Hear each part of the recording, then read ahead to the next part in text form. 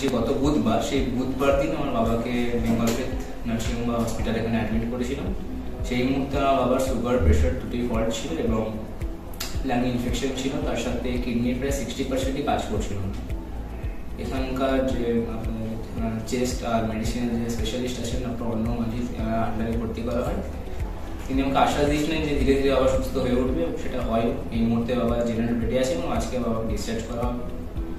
হয়তো একটু সময় লেগেছে, কিন্তু ধীরে ধীরে বাবা সুস্থ হয়ে উঠেছে এবং এনাদের পরিষেবাও খুব ভালো। এখানে গভর্নমেন্টের যে ওয়েস্ট বেঙ্গল হেলথ স্কিম সেটাও আছে এবং স্বাস্থ্যসাথী সমস্ত সুবিধাই আছে, যে ক্ষেত্রে আমার সুবিধা হয়েছিল। আমি একা হাতে সব ইয়ে করতে আমার হয়তো অসুবিধা হচ্ছে, আর দিদি আমার সাথে। এখানকার সার্ভিস কেমন লেগেছে আপনাদের? খুব ভালো, খুবই ভালো।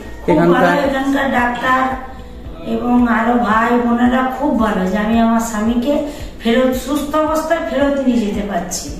আমি বোলপুরে আমার বাড়ি, সিএমএইচ অফিসের স্টাফ আমার বর, এখানকার সবাই খুব ভালো। ডাক্তারবাবুরা তো অবশ্যই ভালো, যে আমার ওই ছোট দুধের শিশুকে ভাই বোনেরা খুব ভালোভাবে রেখেছে।